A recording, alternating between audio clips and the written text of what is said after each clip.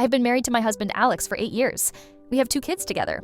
Last week, my world came crashing down in the most unexpected way, and I'm still trying to process everything that's happened. It's long, but I need to get it all out. Writing has always been therapeutic for me, and right now, I need all the therapy I can get. I've been on this subreddit for years, but never thought I'd be posting my own story here. For context, Alex works in medical device sales. His job requires him to travel about once a month for 3 to 4 days at a time to visit clients and attend conferences. He's been with the same company for over a decade and has always been passionate about his work. We've always had what I thought was a good marriage. Not perfect, but solid. Alex is attentive, remembers birthdays and anniversaries, and often brings home little surprises for me and the kids. He's a hands-on dad who coaches Noah's t-ball team and never misses Emma's dance recitals when he's in town. He helps around the house without being asked, and we rarely fight about anything serious. At least, that's what I thought. Our friends often comment on how well we work together. Relationship goals. My best friend Tara always says, if only she knew. Alex's sister Jenna has always been close to our family. She's single, lives about an hour away in Westfield, and comes over for dinner almost every Sunday. She's a high school art teacher with a quirky sense of humor who brings the kids cool craft projects and always has the best stories about her students. I've always considered her a friend as much as a sister-in-law. We go shopping together, have wine nights when Alex is traveling, and she's been my confidant through parenting struggles and marriage rough patches. Last Sunday started like any other. The weather was perfect, warm enough for the kids to play outside, but not so hot that we needed the AC. I made Alex's favorite pot roast since he was coming back from a business trip the next day. He always appreciated home-cooked meals after days of restaurant food. Jenna arrived around 4 with a bottle of wine and a new board game for the kids. Dinner was normal. We talked about work, local gossip, the upcoming school year. The kids were excited about their upcoming summer camp, and I remember thinking how lucky I was to have this warm, loving family. After dinner, the kids ran out to play in the yard.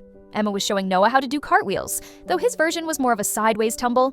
Jenna and I were in the kitchen cleaning up, sipping the last of the wine and chatting about nothing important. I mentioned how Alex's trip schedule had been busier lately. With more overnight stays, this had been bothering me a little. He'd been gone 6 times in the last 2 months, compared to the usual once-monthly trip. I miss him when he's gone, I admitted, rinsing a plate. And it's exhausting being a solo parent. Last week, Noah had a nightmare every night Alex was away. I expected sympathy, maybe some encouragement. Instead, Jenna said something that made my blood run cold. "That's weird," she said, loading a plate into the dishwasher, her back to me. I thought he cut back on Chicago after the new regional manager took over that territory. I froze, the water still running over my hands. "What do you mean?" "He's in Chicago right now." Jenna's face changed immediately, like someone had flipped a switch. The color drained from her cheeks and she fumbled with the glass she was drying, nearly dropping it. "Oh, I must have misremembered," she stammered, suddenly very interested in arranging the silverware in the drawer. Maybe it was Detroit he cut back on. Or Dallas. I don't know. My brain is fried from end-of-year grading. But her voice had that high-pitched quality people get when they're lying, and she wouldn't meet my eyes. In 8 years of friendship, I'd never seen Jenna nervous around me. "Jenna," I said, turning off the water and drying my hands. "What's going on?" "Nothing." I just misspoke. "You know how I mix things up?" She attempted a laugh that sounded more like a croak. "You're a terrible liar," I said quietly. "Always have been." She exhaled heavily and finally looked at me. The guilt in her eyes confirmed my growing suspicion before she said a word. "It's probably nothing," she said. "He mentioned a month or 2 ago that they hired someone local for the Chicago territory, so he wouldn't need to go there as often. Maybe it fell through, or maybe he's covering for the new person. I really don't know the details." My mind was racing, trying to make sense of this. But he's been going to Chicago more often, not less. Jenna shrugged uncomfortably. "Maybe I misunderstood. Can we drop it? Please." I wanted to push further, but Emma came running in with skinned knees from a cartwheel gone wrong, and the moment passed. For the rest of the evening, Jenna was off, checking her phone constantly, leaving earlier than usual with a flimsy excuse about grading papers. I somehow managed to keep it together until she left, not wanting to cause a scene in front of the kids. I read them extra bedtime stories, sang all the lullabies, and checked under the bed for monsters twice. I needed their world to stay intact for as long as possible, even as mine was beginning to crumble. Once they were asleep, I poured myself a large glass of wine and went to Alex's home office. His laptop was there. He had a separate work computer he took on trips, but kept his personal one at home. I knew his password. He'd given it to me years ago for emergencies and never changed it. Until that night, I'd never had a reason to use it. In our 8 years together, I'd never once snooped through his things. We'd always prided ourselves on our trust, but Jenna's slip and sudden panic had planted a seed of doubt that I couldn't ignore. His browser history had been cleared recently, unusual for Alex, who typically didn't bother with such things. But he'd forgotten about the password manager. It auto-filled an email address I'd never seen before when I opened Gmail, alexp.personal@gmail.com. Our shared email was alexandkatepeterson@gmail.com, and his work email was apeterson@medtechsales.com. This was something new. I logged in, my hands shaking so badly I had to type the password twice. What I found made me physically sick. There were hotel reservations, but not in Chicago. In Greenville, a town about an hour away in the opposite direction. There were restaurant reservations, movie tickets, even booking confirmations for a weekend getaway to a vineyard last month when he was supposedly at a sales retreat in Minneapolis. And then there were the emails between him and someone named Megan, going back almost a year. The earliest ones were professional. She worked at Greenville Memorial as a pharmaceutical rep, and they'd apparently met at a healthcare conference. They discussed meeting for coffee to talk about cross-promotional opportunities. But by the third or fourth email, the tone had shifted. Inside jokes appeared, coffee became dinner, professional language gave way to personal questions. "How was your weekend?" turned into, "I can't stop thinking about our conversation." By 3 months in, they were clearly romantically involved. Some emails were innocent enough on the surface, but the subtext was unmistakable. Others were explicitly romantic and contained details I wish I could erase from my brain. Intimate discussions of their feelings for each other, recollections of time spent together, plans for their next rendezvous. There were also photos they'd sent each other. Nothing explicit, but definitely intimate. Selfies in bed, a picture of them with their arms around each other in front of a waterfall, weekend trips they'd taken together, plans they were making for the future. "I wish we didn't have to sneak around," she wrote in one email from 4 months ago. "I want to walk down the street holding your hand without constantly looking over my shoulder." "Someday," he'd replied. "I just need time to figure things out. You know this is complicated." I read email after email, my heart breaking more with each one. There were over 200 exchanges. This wasn't a fling or a one-time mistake. This was a full-blown relationship, conducted right under my nose for months. It gets worse. From the emails, I figured out that Megan worked at one of the hospitals Alex's company supplied. They'd met at a real conference about a year ago. But Alex had been using his business trips to spend time with her, sometimes for days at a time. What killed me was how meticulously he'd maintained his lies. There were emails where they discussed their cover stories. He'd tell her exactly what lie he'd told me so they could keep their stories straight. In one exchange, he reminded her not to post anything on social media during their weekend in Asheville because Kate follows your Instagram now. The most recent email had been sent just yesterday. "Can't wait to see you tomorrow. These trips without you are getting harder. Miss falling asleep next to you." I spent the whole night alternating between crying and throwing up. I couldn't believe this was happening. Alex had never given me any reason to doubt him before. He always called when he was away, usually right around the kids' bedtime so he could wish them good night. He'd FaceTime with them, asking about their day, reminding them to brush their teeth. He'd even call me back afterward, just to check in, tell me he missed me. He always brought back little souvenirs from the cities he supposedly visited. Chicago keychains, Minneapolis snow globes, Dallas magnets. All props in an elaborate performance designed to maintain his perfect husband image while he built a separate life with someone else. I went back through our text history, looking for clues I might have missed. The messages were so normal, so convincingly routine. "In meetings all day, we'll call tonight. Dinner with the regional team, boring shop talk. Miss you guys, can't wait to get home." How many of those texts had he sent while lying next to her? How many good night love you messages came after he'd just been with her? Around 3 a.m., after reading every email, I found myself searching through our family photos from the past year. Christmas morning with the kids, Emma's birthday party, our anniversary dinner. In every picture, Alex looked happy, engaged, present. There was a family beach trip from just 2 months ago where we'd built sandcastles with the kids and watched the sunset with our arms around each other. Had that been real? Or was he just going through the motions, counting the days until his next business trip? The next morning, I moved through my routine like a zombie, made breakfast for the kids, packed Emma's lunch, put Noah in his favorite dinosaur shirt, smiled and nodded at their chatter. Inside, I felt hollow. I called my mom and asked if she could watch the kids for the afternoon, making up an excuse about a dentist appointment. She didn't question it, just said she'd be over by noon. Once she arrived, I drove to the address I'd found in one of the emails. It was an apartment complex called Greenville Heights, modern, with a fountain in front and manicured grounds. According to their emails, Megan had moved in 3 months ago. Alex had helped her pick it out because it was private and had good security. I parked across the street, not even sure what I was doing there. Part of me wanted to storm up to her apartment and confront them.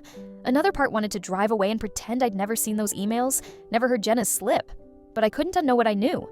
So I sat there for hours, alternating between crying and feeling completely numb. I watched residents come and go. Around 4 p.m., movement near the entrance caught my eye. And there they were, Alex and a tall woman with wavy red hair walking together toward the building. They were holding hands, laughing about something. He was carrying an overnight bag, the same one he takes on his business trips. The navy blue I'd given him for his birthday 3 years ago. I could have honked my horn, could have jumped out of the car and created the scene this betrayal deserved. But something stopped me. Maybe I was in shock, or maybe I just didn't want to fall apart in a strange parking lot. So I started my car, hands shaking so badly I could barely grip the wheel, and drove home. I picked up the kids from my mom's, declining her invitation to stay for dinner. I needed the comfort of my own space, needed to tuck my children into their beds, and remind myself that parts of my life were still real and solid. When Alex came home that evening around 7:30, he acted completely normal. Kissed me hello as if he hadn't just spent the afternoon with another woman, asked about my day as if he cared, played with the kids before bedtime. He even brought them Chicago keychains as souvenirs. Chicago keychains, from a city he hadn't been to. Watching him present these trinkets with elaborate stories about finding them in a special shop near the hotel made me realize what a practiced liar he'd become. "And I got something for you too," he told me, pulling out a small box of fancy chocolates. "From that place you liked when we visited a few years ago." I thanked him, wondering if he'd picked them up at the airport or if Megan had helped him select them. I somehow got through the evening without breaking down, without screaming or throwing things. But I couldn't sleep next to him. Couldn't bear the thought of his hands on me when they'd been on her just hours before.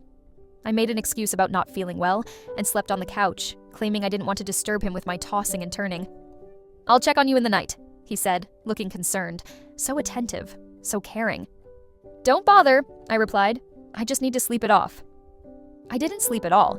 I lay awake replaying every moment of our marriage, wondering how many other lies there had been, wondering how I could have been so blind. The next day, after he left for work, was he really going to work? Or meeting her again? I called Jenna. I needed answers, and she clearly knew more than she'd admitted. "Can you come over?" I asked. "We need to talk." "I'm teaching until 3, she said. "Is everything okay?"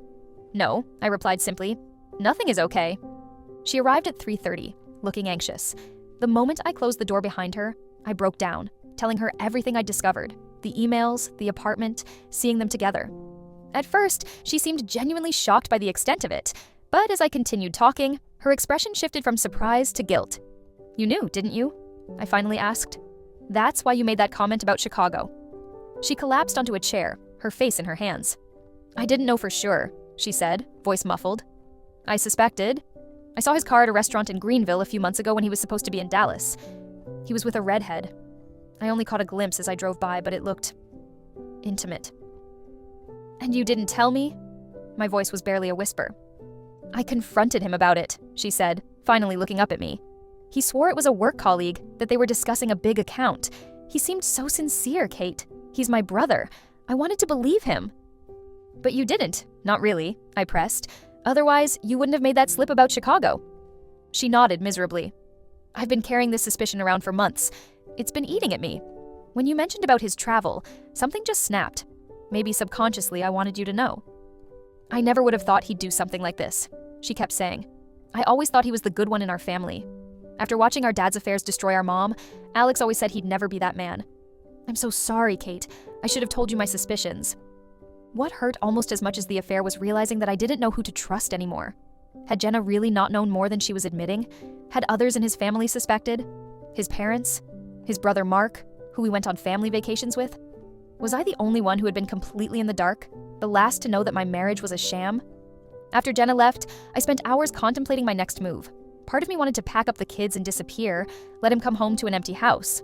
But they deserved better than that. We'd built a life here. Emma had her friends and her dance class. Noah was finally settling into preschool after a rough start. I wouldn't uproot them without a plan.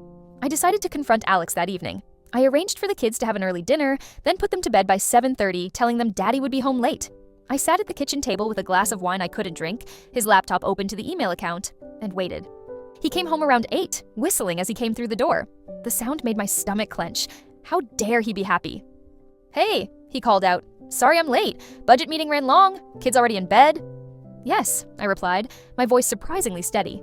"Come into the kitchen. We need to talk." He appeared in the doorway, still in his work clothes, tie loosened. For a moment he looked like my Alex, the man I'd married, the father of my children. Then he saw his laptop on the table, open to the email account. The look on his face told me everything I needed to know.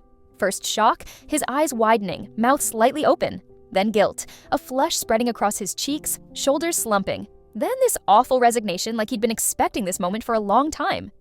"Kate," he said, my name barely audible. I can... If you say you can explain, I will throw this laptop at your head, I interrupted, still eerily calm. There is no explanation that will make this okay. He sank into the chair across from me, looking deflated. His composed, confident facade, the one I now realized he'd been hiding behind for months, crumbled completely. How long? I asked. He couldn't even look at me, staring instead at his hands on the table. A little over a year. Do you love her? He hesitated, which was an answer itself.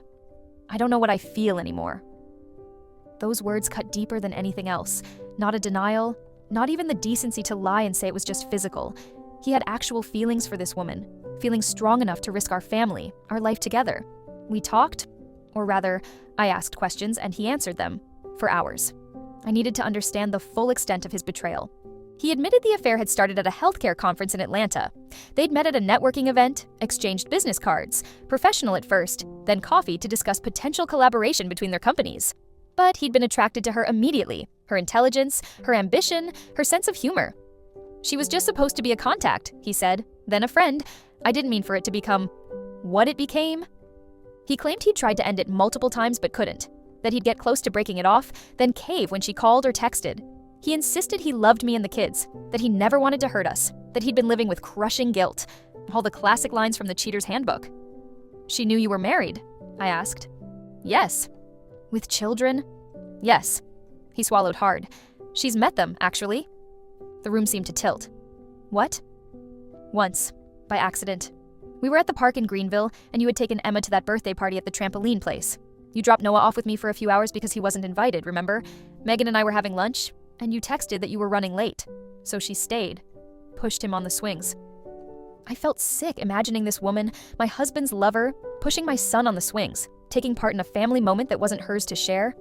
Who else knows? I asked, changing topics before the image could fully form in my mind. Does your whole family know I'm an idiot who doesn't know what her husband is really doing? No one knows, he said quickly. Not even Jenna. I've been careful.